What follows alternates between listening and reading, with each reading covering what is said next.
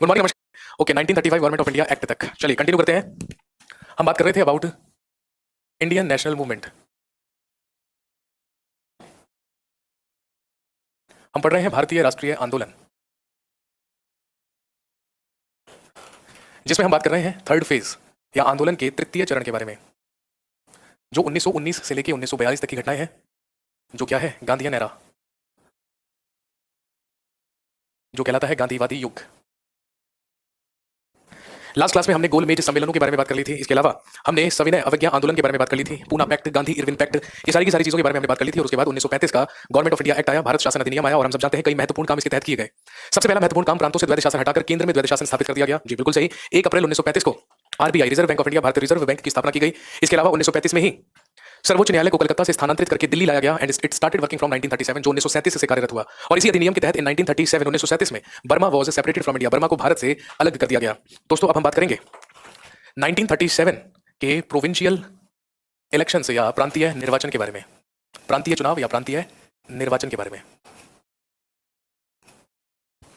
1936 में कांग्रेस के 2 अधिवेशन हुए, हम सब जानते हैं, लखनऊ एंड फैजपुर सेशन। लखनऊ और फैजपुर अधिवेशन जिनकी अध्यक्षता पंडित जवाहरलाल नेहरू के द्वारा की गई। और हम सब जानते हैं इन्हीं अधिवेशनों में फाइनली सारी के सारी पॉलिटिकल पार्टीज या सारे के सारे राजनीतिक दलों ने 1935 एक्ट भी होगा सर, कल नहीं हुआ था। अरे मेरे भाई, मैंने तो बताया था ना 1935 का जो एक्ट है ये तो हमने पॉलिटी में पढ़ लिया है, कॉन्स्टिट्यूशनल डेवलपमेंट ऑफ इंडिया में, तो उसे वहां से पढ़िए ना। उसको मैंने कॉन्स्टिट्यूशनल डेवलपमेंट ऑफ इंडिया में करवाया है एक्ट, क्योंकि वो पॉलिटी के ही जो सबसे पहले यूनिट थी उसका पार्ट है, तो उसके बारे में हम डिस्कशन वहीं पर कर चुके हैं, यहाँ पर रिपीट करने की कोई जरूरत नहीं है। जब 1936 में लखनऊ और फैजपुर अधिवेशन हुआ तो इसी में पंडित जवाहरलाल नेहरू की अध्यक्षता में अलग अलग राजनीतिक दलों के द्वारा ये डिसाइड कर लिया गया कि अब हम प्रांतीय इलेक्शन या प्रांतीय चुनावों में क्या करेंगे, हिस्सा लेंगे या पार्टिसिपेट करेंगे। और ध्यान रखेंगे हमारी मांग संविधान सभा की थी। हम चाहते थे कि हमारी संविधान सभा का गठन हो, हमारी संविधान सभा का निर्माण हो, और उसी के तहत संविधान सभा के द्वारा ही हमारे संविधान का निर्माण किया जाए। इसीलिए ध्यान रखेंगे जनवरी फरवरी 1937 में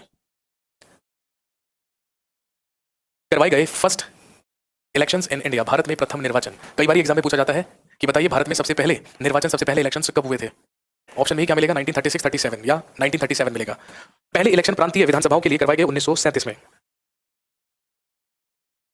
और जब ये इलेक्शंस हुए तो कांग्रेस को 5 प्रांतों में पूर्ण बहुमत प्राप्त हुआ, जो किसको मिला, आईएनसी या इंडियन नेशनल कांग्रेस को। और वो प्रांत कौन कौन से थे, ध्यान रखेंगे, मद्रास, संयुक्त प्रांत, संयुक्त प्रांत। और हम सब जानते हैं संयुक्त प्रांत या यूनाइटेड प्रोविंस किसे कहा जाता था, उत्तर प्रदेश को कहा जाता था। इसके अलावा बिहार, उड़ीसा और मध्य प्रांत। मध्य प्रदेश को सेंट्रल प्रोविंस या मध्य प्रांत कहा जाता था और उत्तर प्रदेश को यूनाइटेड प्रोविंस या संयुक्त प्रांत कहा जाता था। इन पांचों के पांचों प्रांतों में पूर्ण बहुमत प्राप्त किया कांग्रेस ने। और इसके अलावा इन्हीं इलेक्शंस में कांग्रेस बंबई, पश्चिम बंगाल और असम में भी एक बड़े राजनीतिक दल के रूप में उभरी।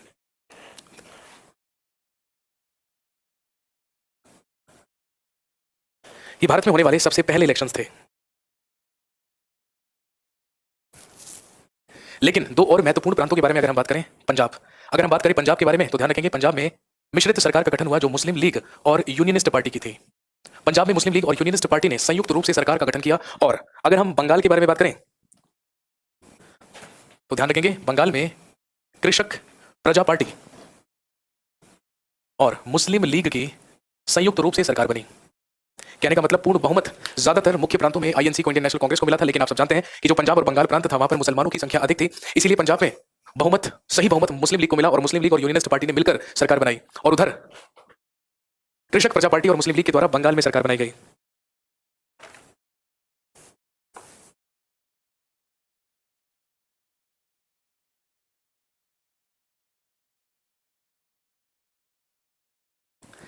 लेकिन हम सब जानते हैं भाई यहां पर प्रांतीय विधानसभा के चुनावों में भारतीयों के इन्वॉल्व होने का एक ही उद्देश्य था, क्योंकि भारतीय चाहते थे कि भारत की अपनी संविधान सभा का गठन हो। लेकिन ऐसा नहीं हुआ, क्योंकि हम सब जानते हैं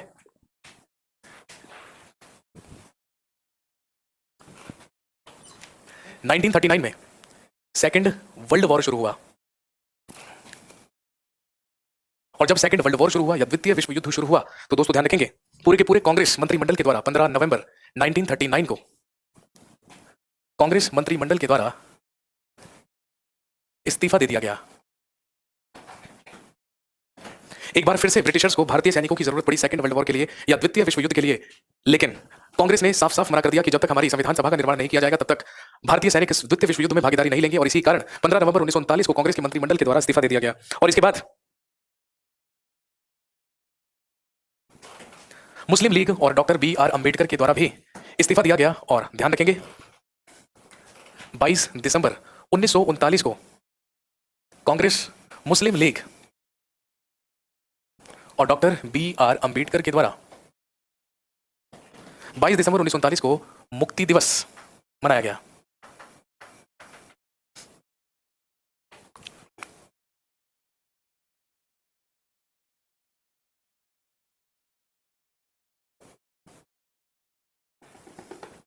इसके बाद 1939 में ही हम सब जानते हैं हुआ त्रिपुरी सेशन ऑफ कांग्रेस, कांग्रेस का त्रिपुरी अधिवेशन। और त्रिपुरी अधिवेशन की ही अध्यक्षता कौन कर रहे थे? हम सब जानते हैं सुभाष, नेताजी सुभाष चंद्र बोस। लेकिन इसी अधिवेशन में हम सब जानते हैं विवाद हो जाने की वजह से गांधी जी और सुभाष चंद्र बोस के बीच सुभाष चंद्र बोस के द्वारा इस्तीफा दे दिया गया। इनके द्वारा इसमें रिजाइन कर दिया गया, इस्तीफा दे दिया गया और हम सब जानते हैं कांग्रेस का अध्यक्ष बना दिया गया किसको? डॉक्टर राजेंद्र प्रसाद को। और कांग्रेस से इस्तीफा देने के बाद सुभाष चंद्र बोस ने, हम सब जानते हैं, 1939 में ही एक नई पार्टी की स्थापना की जो क्या कहलाती है? Forward block party. Subhash Chandra Bose के द्वारा ही फॉरवर्ड ब्लॉक पार्टी की स्थापना की गई।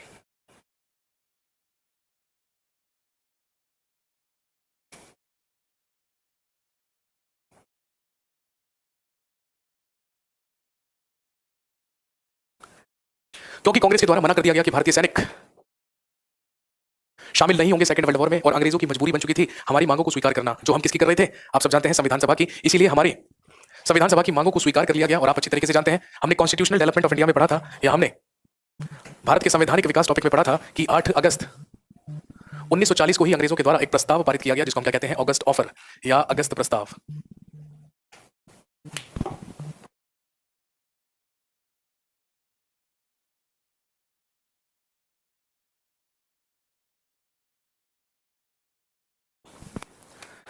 और हम ऑलरेडी डिस्कस कर चुके हैं कि अगस्त प्रस्ताव को ठुकरा दिया गया था, दैट वाज रिजेक्टेड। और इसी के विरोध में 1940 में ही आचार्य विनोबा भावे के द्वारा शुरू किया गया था व्यक्तिगत सत्याग्रह। हालांकि व्यक्तिगत सत्याग्रह का जो आइडिया था, ध्यान रखेंगे, that was given by Gandhi ji, ये गांधी जी के द्वारा दिया गया था। लेकिन व्यक्तिगत सत्याग्रह करने वाले सबसे पहले व्यक्ति हुए आचार्य विनोबा भावे और दूसरे व्यक्ति हुए पंडित जवाहरलाल नेहरू।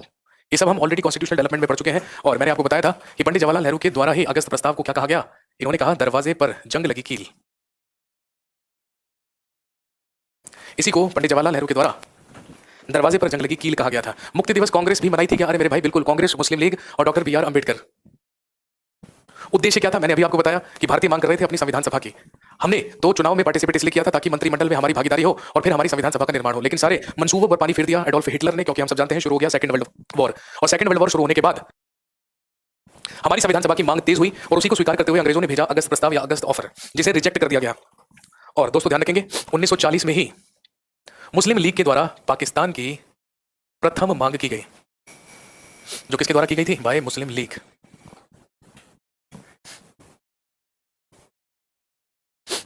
जब 1940 में मुस्लिम लीग का लाहौर अधिवेशन हुआ,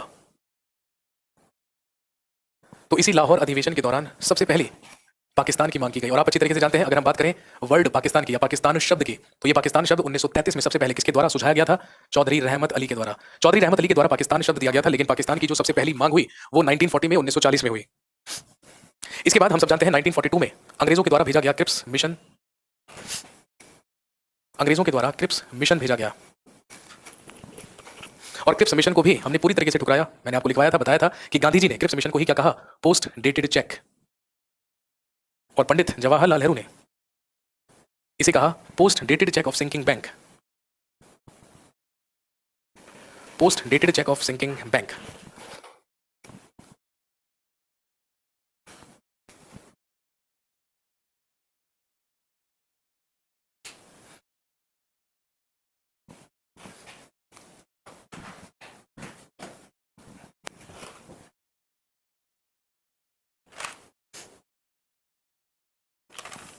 इसके बाद हम सब जानते हैं 8 अगस्त 1942 को ही कांग्रेस के द्वारा शुरू किया गया क्विट इंडिया मूवमेंट या भारत छोड़ो आंदोलन। और हम सब जानते हैं भारत छोड़ो आंदोलन को ही क्या कहा जाता है? अगस्त क्रांति कहा जाता है। फिफ्थ मिशन क्या था भाई साहब? कहा ना कॉन्स्टिट्यूशनल डेवलपमेंट ऑफ इंडिया की क्लास देखी भाई, सब लिखवा रखा है यार उसमें। क्विट इंडिया मूवमेंट जिसे अगस्त क्रांति भी कहा जाता है और हम सब जानते हैं इसी के दौरान Gandhi ji give the slogan, Gandhi ji के ही द्वारा नारा दिया गया डू और डाई, करो या मरो।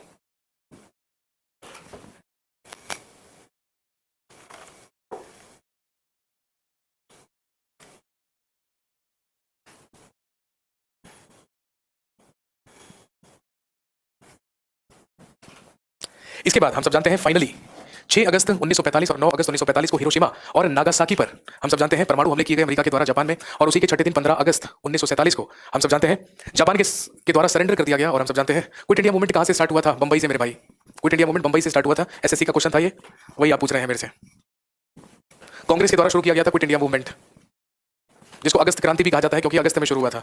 इसीलिए दिल्ली से बंबई जाने वाली राजधानी एक्सप्रेस क्या कहलाती है? अगस्त क्रांति राजधानी एक्सप्रेस।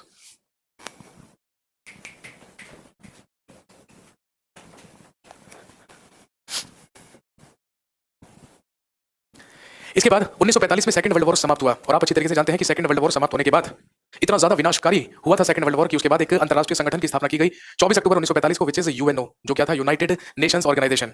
और दूसरी तरफ पूरे के पूरे यूरोप में क्या हुआ? रिसेशन हुआ। पूरे के पूरे यूरोप में कल का वीडियो अपलोड नहीं हुआ है। अरे मेरे भाई, जब कल मेरी क्लास ही नहीं हुई तो वीडियो अपलोड कहां से होगा? और यहाँ पर सारी लाइव क्लासेस चल रही हैं, अपलोडिंग तो कहीं पर भी नहीं चल रही है। तो तू अभी तक किसी गलतफहमी में जी रहा है कि ये अपलोडेड क्लासेस है। दिक्कत तो यही है। फाइनली यूएनओ का गठन हुआ और यूएनओ की तरफ से एक राजनीतिक दबाव आया किस पर? ब्रिटेन पर। और दूसरी तरफ पूरे के पूरे यूरोप में इतनी आर्थिक मंदी आई कि अब यूरोप के पास इतने फंड्स भी नहीं बचे कि वो भारत में शासन व्यवस्था चला सके।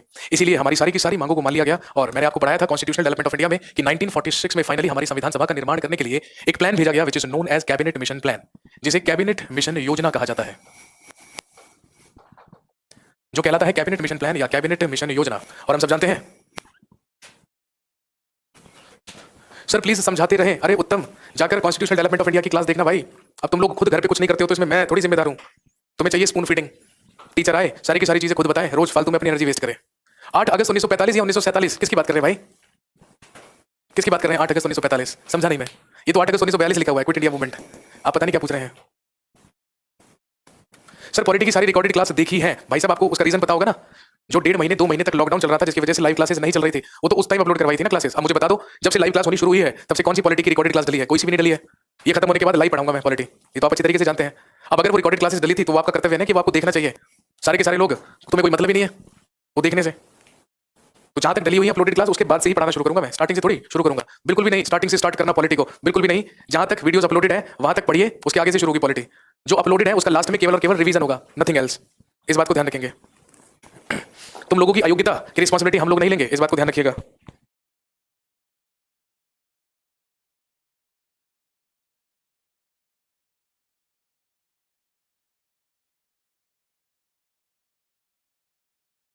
सेवेंटी परसेंट क्वेश्चन से ही अटेम्प्ट हो रहा है, क्या करें फिर बताइए? 70% क्वेश्चन इसलिए अटेम्प्ट हो रहा है क्योंकि सिर्फ और सिर्फ है ना हम पर डिपेंडेंट है। जिस दिन सेल्फ स्टडी करना शुरू कर देंगे तो 100% क्वेश्चन अटेम्प्ट होना शुरू हो जाएगा। और 100 बातों की एक बात, अगर 999 रुपए देकर 70% क्वेश्चन अटेम्प्ट हो रहा है, that is more than enough. 1000 रुपए में भाई साहब मैं आपका स्लेव तो नहीं बन सकता, बंधुआ मजदूर तो नहीं बन सकता, ये तो बात अच्छी तरीके से जानते हैं आप। अब जब आप सेल्फ स्टडी ही नहीं करते घर पे तो 70% क्वेश्चन अटेम्प्ट, ये तो जरूरत से ज्यादा हो रहा है। थोड़ा सा खुद से सेल्फ स्टडी करेंगे तो सारे होने लग जाएंगे। करियर विल आपको एग्जाम में हेल्प करने के लिए है, इस बात को ध्यान रखना। करियर विल क्वेश्चन पेपर नहीं सेट करके भेजता है किसी भी एग्जाम के। और मैं तो सिंपल सी बात बोल रहा हूं, बिल्कुल सीधा स्पष्ट भाषा में बोल रहा हूं कि मैं यहां पर जो भी करवा रहा हूं वो आपको आपके एग्जाम में हेल्प करेगा। 100% वही क्वेश्चन सेम टू सेम आएंगे, इसकी गारंटी मैं बिल्कुल नहीं लेता हूं। उसके लिए आपको सेल्फ स्टडी करनी ही पड़ेगी, क्योंकि जहां हल्का सा भी क्वेश्चन घुमाकर पूछा जाएगा वहां तुम लोगों का ठन ठन गोपाल हो जाएगा। ये बड़ी दिक्कत है आप लोगों के साथ।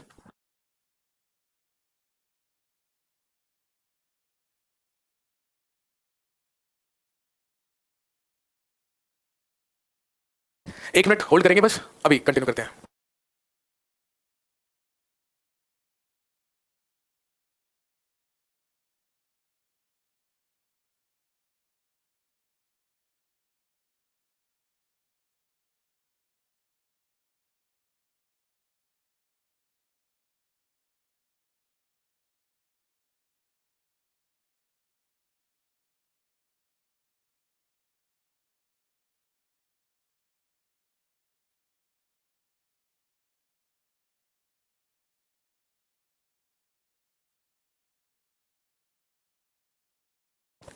हाँ जी, वेलकम बैक।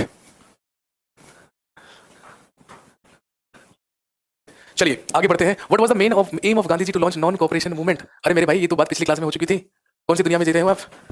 बताया नहीं था? स्वराज, बहिष्कार, स्वदेशी, ये उद्देश्य थे नॉन कोऑपरेशन मूवमेंट के। ये तो पिछली क्लास में बात हो चुकी है। हाँ जी, तो फाइनली आप सब जानते हैं कि 1946 में कैबिनेट मिशन प्लान आया और कैबिनेट मिशन प्लान के ही तहत हमारी संविधान सभा का निर्माण हुआ। 1 जुलाई 1946 को संविधान सभा के सबसे पहले इलेक्शन, सबसे पहले निर्वाचन करवाए गए और हम सब जानते हैं हमारी संविधान सभा का गठन हुआ जिसमें टोटल 389 मेंबर्स थे। ये सब आपको कॉन्स्टिट्यूशनल डेवलपमेंट ऑफ इंडिया वाले टॉपिक में मिलेगा, ये हम ऑलरेडी पढ़ चुके हैं। और हम सब जानते हैं कि 296 सीटों पर इलेक्शंस करवाए गए थे जिसमें 208 सीटों के साथ पूर्ण बहुमत हासिल हुआ इंडियन नेशनल कांग्रेस को। और हमारे देश की जो पहली अंतरिम सरकार का गठन हुआ जो 2 सितंबर 1946 को हुआ था वो कांग्रेस के ही द्वारा किया गया। लेकिन नाखुश हुई मुस्लिम लीग, इसलिए मुस्लिम लीग ने 1946 में नारा दिया डिवाइड एंड गो, विभाजन करो और जाओ। इसके बाद हम सब जानते हैं लॉर्ड वेवेल जो अभी तक भारत का वायसराय था वो वापस लौटा और 20 फरवरी 1947 को भारत की स्वतंत्रता की घोषणा की गई। ब्रिटेन के प्रधानमंत्री क्लीमेंट एटली ने यह घोषणा की कि 30 जून 1948 से पहले भारत को आजाद कर दिया जाएगा। तुरंत मार्च 1947 में भारत का वायसराय बनकर आया लॉर्ड माउंटबेटन। और हम सब जानते हैं लॉर्ड माउंटबेटन एक प्लान लेकर भारत में आया जो माउंटबेटन प्लान कहलाता है। और मैंने आपको बताया था कि माउंटबेटन प्लान के तहत यह प्रावधान था कि भारत को 2 डोमिनियन राज्यों में बांटा जाएगा, that is India and Pakistan. और जितनी भी स्वतंत्र रियासतें हैं उन्हें माउंटबेटन प्लान के तहत यह अधिकार होगा कि वो चाहे तो भारत संघ में शामिल हो सकते हैं और चाहे तो पाकिस्तान में, और चाहे तो वो स्वतंत्र भी रह सकती हैं। इसीलिए उसके बाद भारत के एकीकरण का काम शुरू हुआ सरदार वल्लभ भाई पटेल के द्वारा। और हम सब जानते हैं कि भारत की 552 देशी रियासतों को एक करके भारत का एकीकरण किया गया। लेकिन हैदराबाद, जूनागढ़ और कश्मीर जो रियासत थी उन्होंने स्वतंत्र रहने की घोषणा की। हैदराबाद को सैनिक कार्यवाही से और जूनागढ़ को जनमत संग्रह से भारत संघ में मिला लिया गया। लेकिन कश्मीर में महाराजा हरि सिंह ने अपने आप को स्वतंत्र रखा और भारत आजाद होते ही तुरंत हम सब जानते हैं कभी कभी लियाओं की भेष में भारत जो पाकिस्तान की सेना थी उसने भारत पर अटैक कर दिया, पीओके को ऑक्यूपाई कर लिया और फिर विलय पत्र सौंपकर महाराजा हरि सिंह ने कश्मीर को भी किसमें ऐड करवाया, भारत में ऐड करवाया। और हम सब जानते हैं ब्रिटिश पार्लियामेंट में 4 जुलाई 1947 को बिल पेश किया गया जो पारित हुआ 18 जुलाई 1947 को। और यही बनकर आया हमारे लिए इंडियन इंडिपेंडेंस एक्ट या भारतीय स्वतंत्रता अधिनियम, जिसके तहत हमें आजादी प्रदान की गई।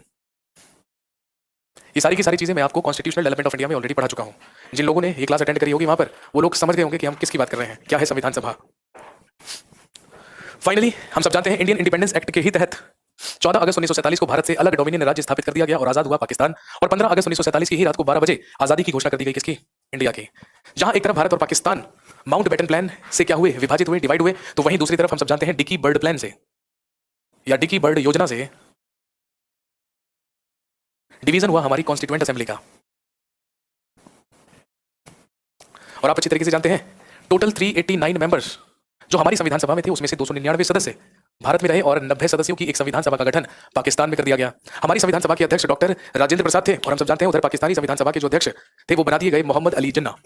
फाइनली भारत और पाकिस्तान का विभाजन हुआ और 1947 में हमें आजादी मिली। इसके बाद कैसे संविधान का निर्माण हुआ, कैसे संविधान लागू हुआ, 26 जनवरी 1950 तक की जो कहानी है वो हमने कॉन्स्टिट्यूशनल डेवलपमेंट ऑफ इंडिया में कवर कर ली है। तो यहाँ पर इंडियन नेशनल मूवमेंट के वो 3 फेजेस खत्म होते हैं। हालांकि ध्यान रखेंगे 1942 के बाद की जो क्विट इंडिया मूवमेंट के बाद की जो घटनाएं हैं, ठीक है ना, वहां पर 4th फेज शुरू हो जाता है जो हमने कॉन्स्टिट्यूशनल डेवलपमेंट में पढ़ा है ना। तो ध्यान रखेंगे जो 1942 से लेकर 1947 तक वाला पार्ट है वो टुवर्ड्स इंडिपेंडेंस या स्वतंत्रता की ओर चौथा चरण कहलाता है। इसके बाद अब हम बात कर लेते हैं इन बिटवीन हुई कुछ क्रांतिकारी घटनाओं के बारे में या क्रांतिकारी आंदोलनों के बारे में।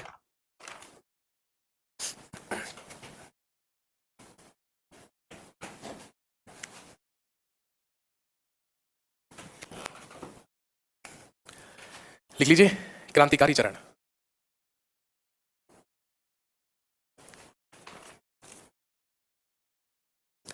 सबसे पहले बात करेंगे नॉर्थ इंडिया या उत्तर भारत के बारे में।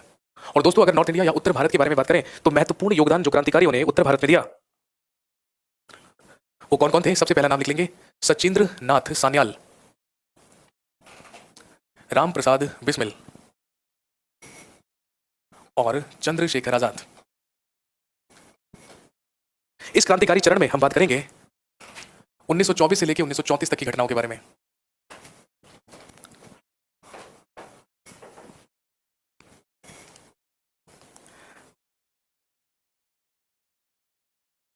और ध्यान रखेंगे इन्हीं तीनों के द्वारा अक्टूबर 1924 को एक क्रांतिकारी संगठन की स्थापना की गई जिसे कहा जाता था हिंदुस्तान रिपब्लिकन एसोसिएशन। यह एक क्रांतिकारी संगठन था जिसकी स्थापना सचिंद्र नाथ सान्याल, राम प्रसाद बिस्मिल और चंद्रशेखर आजाद के द्वारा की गई थी। और हम सब जानते हैं इन्हीं के द्वारा 9 अगस्त 1925 को अंजाम दिया गया काकोरी कॉन्स्पिरेसी को, काकोरी कॉन्स्पिरेसी या काकोरी कांड। और हम सब जानते हैं सहारनपुर से लखनऊ जा रही एक ट्रेन को लखनऊ से पहले काकोरी नामक स्टेशन पर इन क्रांतिकारियों के द्वारा लूटा गया जिसमें सरकारी खजाना जा रहा था। और आप अच्छी तरीके से जानते हैं कि उसी सरकारी खजाने की जो लूट थी वही की गई थी इन क्रांतिकारियों के द्वारा। क्यों की गई थी? क्योंकि हम सब जानते हैं कि उस सरकारी खजाने से रशिया से क्या मंगानी थी, रिवॉल्वर्स मंगानी थी, हथियार मंगाने थे। इसलिए क्रांतिकारियों ने इस काकोरी घटना या काकोरी कांड को अंजाम दिया था। ध्यान रखेंगे इसी काकोरी कांड के बाद 29 क्रांतिकारी गिरफ्तार किए गए। इसी के बाद 29 क्रांतिकारी गिरफ्तार किए गए थे। और ध्यान रखेंगे इसी के तहत राम प्रसाद बिस्मिल राजेंद्र लहिड़ी। इसी के तहत रामप्रसाद बिस्मिल, राजेंद्र लहिड़ी, रोशन लाल और अशफाक उल्ला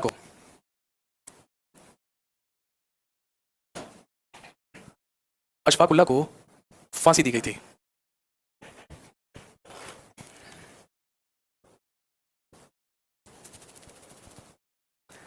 इसके बाद ध्यान रखेंगे सितंबर 1928 में चंद्रशेखर आजाद की ही अगुवाई में भगत सिंह के द्वारा एक और क्रांतिकारी संगठन की स्थापना की गई दिल्ली के फिरोजा कोटला में, और हिंदुस्तान रिपब्लिकन एसोसिएशन के साथ ही इन्होंने नाम जोड़ दिया और संगठन स्थापित हुआ हिंदुस्तान सोशलिस्ट रिपब्लिकन एसोसिएशन का। इसकी स्थापना ध्यान रखेंगे भगत सिंह के द्वारा की गई थी अलॉन्ग विद चंद्रशेखर आजाद। और कहां पर की गई थी? इन फिरोज शाह कोटला, दिल्ली के फिरोजा कोटला में।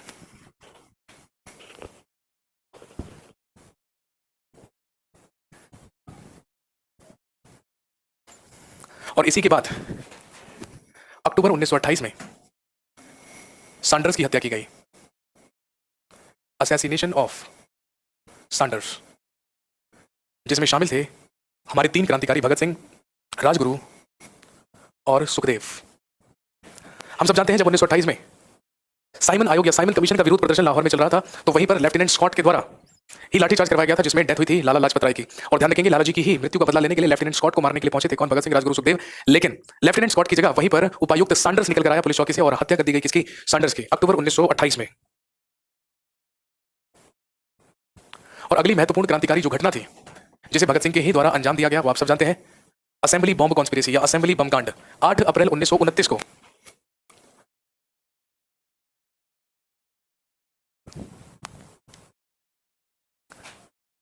ट्रेड डिस्प्यूट बिल और सेफ्टी बिल पर असेंबली में बहस चल रही थी कि तभी हम सब जानते हैं 8 अप्रैल 1929 में a bomb was thrown by Bhagat Singh in national assembly, जिसमें हम सब जानते हैं भगत सिंह की मदद की थी बटुकेश्वर दत्त ने, जिसमें भगत सिंह की मदद कर रहे थे बटुकेश्वर दत्त। और हम सब जानते हैं यहीं पर Bhagat Singh give the slogan, यहीं पर भगत सिंह ने नारा दिया, इंकलाब जिंदाबाद, जो हम सब जानते हैं लिखा गया था किसके द्वारा? मोहम्मद इकबाल के द्वारा, which was written by Muhammad Iqbal.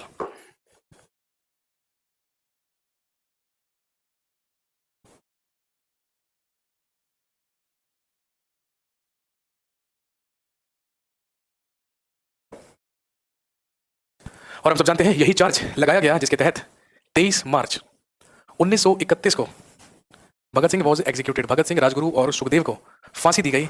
और हम सब जानते हैं कहां पर? इन लाहौर सेंट्रल जेल।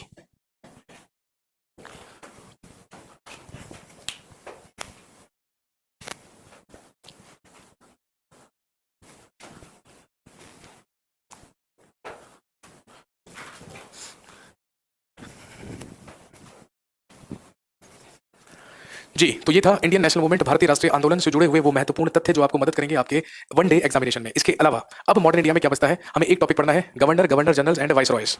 तो होपफुली मेरी क्लास कल होगी, क्योंकि कल मैं छुट्टी पर नहीं रहूंगा, कल मेरी क्लास लगेगी। तो अगर आपके ही बैच में लगती है तो कल हम स्टार्ट करेंगे पढ़ना governor, governor generals and viceroy. 2 classes का टॉपिक है, तो जो होपफुली कल हो जाएगा और मंडे को हो जाएगा। कहने का मतलब मंडे को आपका जो मॉडर्न इंडिया पार्ट है ये समाप्त हो जाएगा, और जैसे ही मॉडर्न इंडिया पार्ट समाप्त होगा तो इस क्लास में यूपीएसआई के स्टूडेंट्स पढ़ रहे हैं, उनका हिस्ट्री का बैच खत्म हो जाएगा। यहाँ पर जीएस स्पेशल 13 वाले स्टूडेंट्स हैं, उनका जीएस का बैच समाप्त हो जाएगा।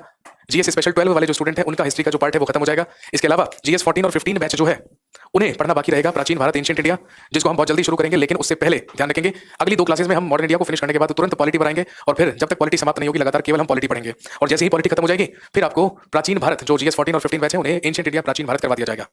तो ये मॉड्यूल रहेगा। पूरे के पूरे आसार हो रहे हैं कि आगामी मंडे से पूर्ण रूप से कठोर तरीके से एक बार फिर से दिल्ली में लॉकडाउन शुरू हो सकता है। पूरी की पूरी तरीके से इस बात की पुष्टि नहीं हुई है, बट इसके पूरी की पूरी तरीके से आसार है। टाइमिंग यही रहेगी, बिल्कुल टाइमिंग यही रहेगी, आपका बैच टाइमिंग यही रहेगा बिल्कुल, या जो भी रहेगा वो आपको बता दिया जाएगा, क्योंकि हो सकता है कि अगले 1-2 दिन में फिर से यहाँ पर कठोर लॉकडाउन की स्थिति उत्पन्न हो जाए। तो उससे मैक्सिमम आपकी क्लासेस की टाइमिंग्स वगैरह चेंज हो सकते हैं, बट हम लोग घर से ही आपको क्लासेस वगैरह अवेलेबल करवाते रहेंगे।